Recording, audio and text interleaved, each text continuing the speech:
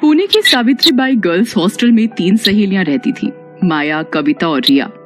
इन तीनों में से रिया को दूसरी दुनिया पर यकीन था और वो अक्सर नई नई चीजें ढूंढा करती थी। भूत प्रेतों की बातचीत करने की, कभी ओझा बोर्ड तो कभी मोमबत्ती। मुझे नहीं लगता कि भूत प्रेत असल में होते होंगे रिया।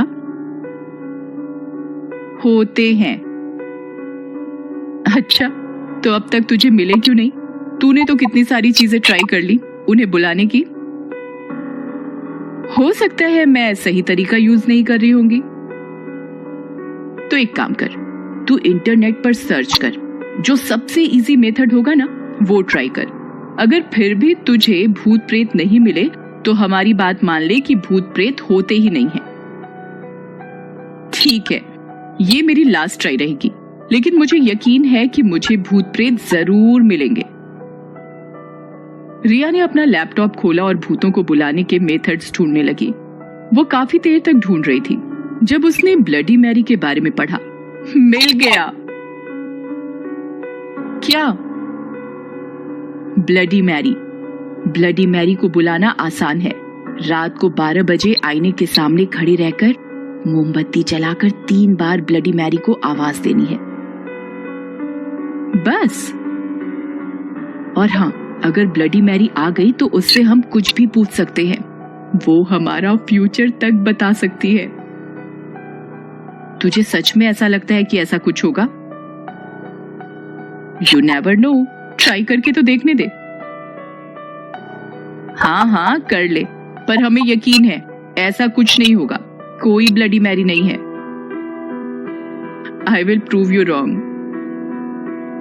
उस रात रिया 12 बजने का इंतजार करने लगी। 12 बजने से 2 मिनट पहले वो वॉशरूम गई। वहां उसने मोमबत्ती जलाई और जैसे ही घड़ी में 12 बजे, bloody Mary, bloody Mary, bloody Mary. Riya ने 3 बार पुकारा और फिर तेज आंधी आई और रिया की मोमबत्ती बुझ गई। क्या यार, लगता नहीं ये तरीका भी काम करेगा। रिया अपने बेड पर जाकर सो गई। कविता और माया पहले ही सो गए थे। रात में कमरे में अजीब बदबू फैल गई। बदबू से माया उठ गई और उसने कविता को भी उठाया। उन दोनों ने यहाँ वहां सूंघा तो वो बदबू रिया के बेड की ओर से आ रही थी। रिया, रिया उठ जा। क्या हुआ? तेरे शरीर से इतनी बदबू क्यों आ रही है? बदबू? रिया ने अपने कपड़े सूंघे और छी, मैं नहा कर आती हूँ। रिया आधी रात को नहाने चली गई। रिया के जाते ही कमरे से बदबू जा चुकी थी। कुछ देर बाद रिया नहा कर आई और अपने बेड पर सो गई। उस रात उन तीनों के अलावा उस कमरे में कोई और भी था जिसे रिया ने बुलाया था। ब्लडी मैरी रिया के बेड के नीचे सोई थी। अगली सुबह जब रिया उठी तो उसका पूरा शरीर दुख रहा था। कल तेरे शरीर से अजीब बदबू क्यों आ रही थी? मुझे भी नहीं पता। और तेरी ब्लडी मैरी, उसका क्या हुआ? लगता है ब्लडी मैरी भी झूठ है। रिया के ऐसे बोलते ही खिड़की की कांच में दरार आ गई। तीनों सहेलियां खिड़की के नजदीक आईं और वो कांच टूटकर जमीन पर गिर गया। किसी ने पत्थर मारा होगा। छोड़, चल, कविता, हमारी क्लास स्टार्ट होने वाली है, जल्दी चल। कविता और माया रिया को छोड़कर क्लास अटेंड करने चली गई। यहाँ रिया बेड पर अकेली बैठी थी। कुछ तो बहुत अजीब था। रिया की आंखें लाल थी। वो अपने नाखूनों से तकिए को कुरेद रही थी। उसके बाल बिखरे हुए थे। जब कविता और माया लौटे तो रिया कमरे में नहीं थी और सारा कमरा उथल पुथल था। ये किसने किया? मुझे क्या पता। वो लोग रिया के लौटने का इंतजार करने लगे। काफी देर बाद रिया आई। ये सब तूने किया? नहीं, तेरे अलावा और कौन था इस कमरे में? वो थी। वो कौन? रिया दरवाजे की ओर इशारा कर रही थी। वो थी। क्या वो कर रही है? नाम बोल। Bloody Mary.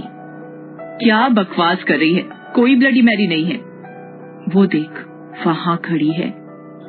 रिया के अलावा ब्लडी मैरी किसी को दिखाई नहीं दे रही थी। वहां कोई नहीं है। पागल हो गई है ये लड़की। कविता और माया कमरे को ठीक करने लगे। उन दोनों को रिया की बात पर जरा भी यकीन नहीं था, पर रिया का बर्ताव बहुत अलग था। वो डरी हुई थी। माया और कविता दोनों ने रिया को इग्नोर किया। रात के 8 बजे थे। चल रिया, मूवी देखते हैं। तेरी फेवरेट मूवी डाउनलोड की है। नहीं देखनी मुझे। नहीं देखनी तो मत देख, इतना चिल्ला मत। माया और कविता अकेले मूवी देखने लगे और यहाँ रिया अकेले में बड़बड़ाने लगी। रिया अपने बाल खींचती और दीवार की ओर एकटक देखते बैठी थी। रात हुई और माया और कविता सो गईं, पर रिया जगी थी। उसकी आंखें लाल थी। वो अब भी दीवार को ताक रही थी। फिर अचानक वो उठी और चलते चलते दीवार पर चलने लगी। दीवार से होते हुए वो छत पर चलने लगी। अचानक माया की नींद खुली और रिया को छत पर चलता देख वो चिल्लाने लगी, कविता, कविता। दोनों सहेलियां रिया को देखकर डर गईं और कमरे से बाहर निकल गईं। रिया काफी समय तक दीवार और छत पर चलती रही। फिर रिया छत पर उल्टा चलते हुए बाहर आई और सीढ़ियां चढ़ने लगी। रिया! रिया पीछे घूमी और उसकी आंखें लाल थी। फिर रिया वापस ऊपर चलती रही। माया और कविता ने डरते हुए उसका पीछा किया। रिया टेरेस पर गई और उसने दरवाजा लॉक कर दिया। दरवाजा खोल रिया, रिया, रिया, दरवाजा खोल। दोनों सहेलियां दरवाजा खोलने की कोशिश करने लगी। सिक्योरिटी गार्ड भी उनके साथ कोशिश कर रहा था। सिक्योरिटी गार्ड ने दरवाजे के ताले को तोड़ दिया, पर जब वो लोग टेरेस पर पहुंचे तो रिया भूतों की तरह जोर जोर से हंस रही थी और वो टेरेस की दीवार पर खड़ी थी।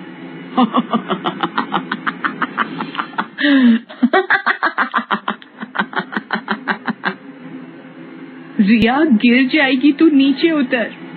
प्लीज, प्लीज रिया। रिया नहीं, मैरी, ब्लडी मैरी।